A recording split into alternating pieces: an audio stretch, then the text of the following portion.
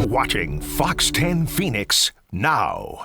Fox 10 News Alert here. A man is dead after he was hit and killed on the I-10 westbound transition ramp to the Loop 202. DPS says the man had stopped his car and he got out of the vehicle there on the ramp. A short time later, sadly, he was hit by a pickup truck. The DPS troopers, they're sharing some new information with us at this hour. They say the driver of the truck, he got out, performed CPR on the man. He was taken to the hospital, sadly, where he later died from his injuries. It's not known at this time why that man got out of his car, and DPS is currently investigating. Also new this Monday morning, firefighters battle flames at an apartment complex in Phoenix. This was near 43rd Avenue in Osborne. Firefighters quickly got the fire out before it could spread to other units of the apartment. They say the apartment where the fire first started was vacant. So right now, investigators are working to figure out what caused that fire.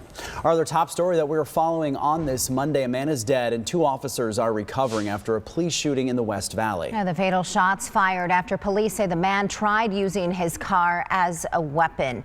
It was very early Sunday morning when a man believed to be in his 20s was seen breaking into multiple cars outside the A2Z auto shop. This is near Grand and the Loop 101. Well, an employee tells us it was the owner of the shop who first spotted the man on security cameras, which is when they called police. Officers with the Peoria Police Department tried to make contact with that man, but that's when the suspect took off in a car, and he did not make it, though, very far. The suspect puts the vehicle in reverse and ends up backing and going towards, at a high rate of speed, going towards the officers. You know, that's a position nobody ever wants to be in. Ultimately pinning a couple of our officers in between his vehicle and another vehicle. That is when the officers opened fire at the suspect. He would be pronounced dead at the scene. 2 officers who suffered some minor injuries. We're hearing they were wearing active body cameras at the time, which should provide more details about the investigation. That is being led now by the Buckeye Police Department as part of the West Valley Investigative Response Team. A man is in the hospital after being shot on Buckeye Road in Phoenix over the weekend. It happened near 12th Avenue and Buckeye Road right around 10:30 on Saturday night. Police say the victim and suspect were in a fight that escalated into a shooting. Then a person who saw the shooting then shot the suspect. Everyone who was shot in the hospital with serious but non-life-threatening injuries. The original shooter will be booked after he's released from the hospital. One teenager is dead and another is clinging to life after a shooting near Tano Basin. Heartbreaking to bring you some of these details when it happens with individuals who are so young. The Gila County Sheriff's Office says deputies were called to a remote area around 11 o'clock Saturday night. They found 2 boys, 15 years old, both shot in the head. Witnesses told police one of the teens shot the other and then turned the gun on himself. One of them still breathing and later flown to a trauma center here in the valley. We're learning more about a deadly pedestrian crash last night that left a woman dead in North Phoenix. It happened right around 8 o'clock near 3rd Street and Bell Road. Officers found that woman who died on scene. The driver also stayed on scene. Police say it appears that she was not walking in a marked crosswalk. Phoenix police have now made an arrest in connection to a deadly shooting from over the weekend. 20-year-old Nicholas Routledge is now in police custody. He is accused of shooting and killing 53-year-old Maurice Stewart around 1:45 in the morning on Saturday, right in the area of 24th Street and Van Buren. A witness says an argument led to the shooting and were able to point out the suspect's vehicle, according to those witnesses. Now he's been booked into jail on first-degree murder charges. And a case of road rage in the North Valley sends 2 drivers to the hospital. It was near the area of the I-17 in Greenway yesterday afternoon. DPS says one of the drivers attacked the other with a hammer. However, that driver reportedly tried to hit the other driver with his tow truck. Both vehicles were damaged. DPS says both suspects were checked out at the hospital and will be booked. No word yet on what charges they may face. Rural Metro Fire alerting homeowners now is a time to invest in protecting your home before wildfires begin. Yeah, the warning comes after several fires swept through the areas of North Scottsdale and the Rio Verde foothills. Rural Metro says fire season used to just be in the summer months, but unfortunately has now extended to pretty much all year long. The agency, along with the Arizona Department of Fire and Forestry, showing residents what to look out for and how to take action. This is part of their National Fire Protection Agency Agency's FireWise USA program. Basically, what it boils down to is what can they do to stop a wildfire from progressing to their home? And that usually is fuel management, stuff like removing grasses and dead trees and so forth. And then we actually teach the community members themselves how to assess the homes. And this is pretty interesting. Experts also say to put mesh around any openings in your home and seal up spots where blowing embers could potentially get into your home. The scientists in New Zealand are set to examine what's believed to be the world's rarest species of whale. Take a look at this thing. This is a spade-toothed whale. It washed up on a New Zealand beach back in July. Next to nothing is known about the species because none have ever been seen alive at sea.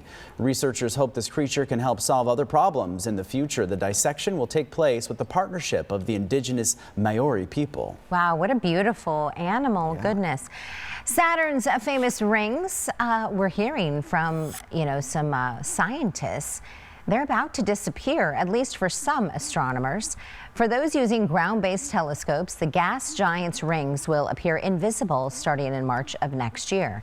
They won't reach peak visibility until 2032. This is because every 13 to 15 years, Saturn is angled in a way in which the edge of its thin rings are oriented toward Earth.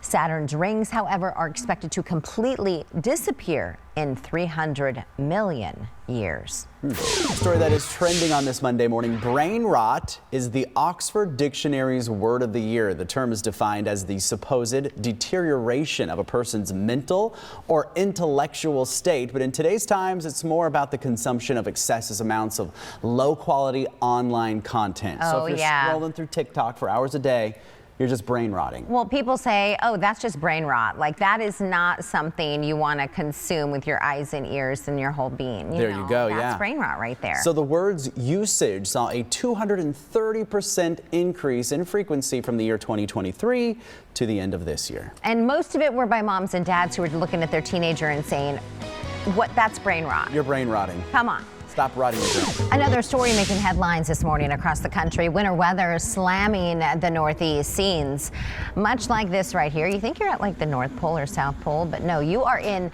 upstate New York and Pennsylvania. And this, of course, images like this filling up social media feeds the past several days. It is not over yet either. Forecasters say numbing cold and heavy snow may continue this week and cause hazardous conditions in the Great Lakes region there.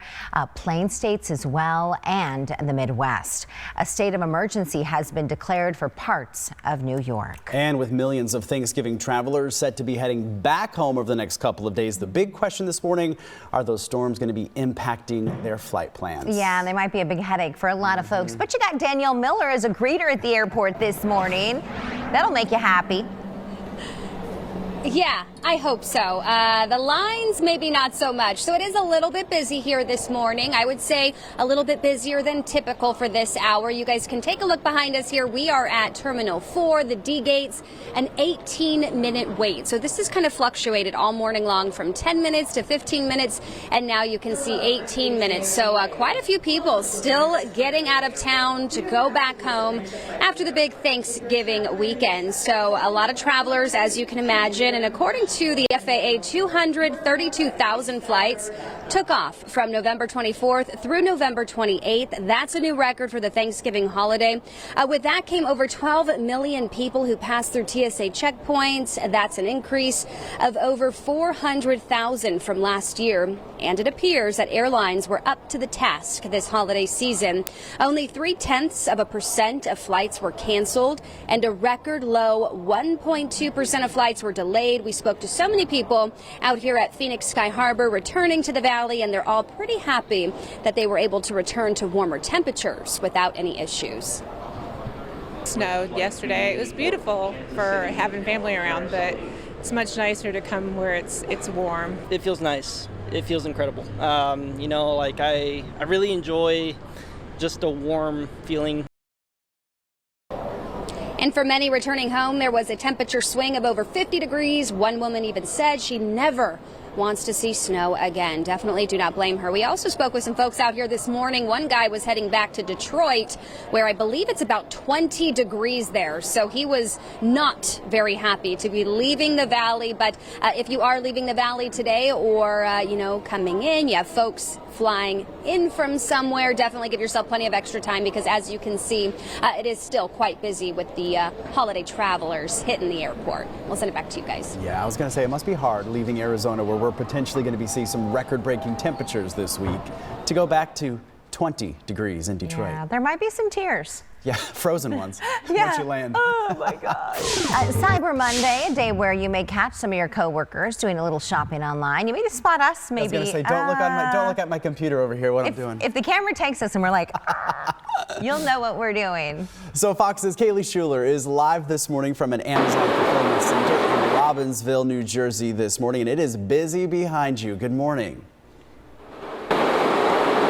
Good morning, Ty and Celeste. Yeah, and I'm sure it's a little bit noisy too. I'm sure you can hear everything that's going on, but let me tell you, this place is massive. It is the size of around 28 football fields, and there are 14 miles of conveyor belts. It's kind of hard really to wrap your mind around, but this fulfillment center alone will send out hundreds of thousands of packages just for Cyber Monday orders. This center has 3,000 employees here, and the center utilizes robots. So instead of workers walking long aisles to pick items, the robots bring entire shelves of products directly to the workers. Amazon says AI also helps predict product demand. The company looks at purchase history, search trends, and product reviews so they can handle the thousands of orders they receive every second. So it's going to be a big day for a lot of businesses, not just Amazon. Adobe Analytics expects Cyber Monday will be the biggest shopping day of the holiday season. Today, people are expected to spend $13.2 billion. That's an increase of 6.1% from last year. And one Amazon VP tells me what items she is seeing fly off the shelves. Tons of toys. Play-Doh, Nerf, Lego. Even for the adults among us have been buying Legos. We always sell a ton of essentials. Amazon Essentials, which is our private label brand, is one of the most popular brands this holiday season. But even the essentials for household have been quite popular. Now, some Amazon workers were striking over the weekend in more than 20 countries, demanding better pay and better working conditions. Amazon responded by saying that they believe the organizers are being intentionally misleading and that workers have great pay and benefits. In Robbinsville, New Jersey, Kaylee Schuyler, Fox 10 News. That is going to be a very busy place. You wore the right color, Kaylee. You look great inside that fulfillment center, by the way. Your vision in yellow. Thank you. Thank you. Yeah, this feels a little bit like Santa's workshop, maybe. Oh, for Yeah, sure. for sure. Very cool. Well, we appreciate your live report this morning.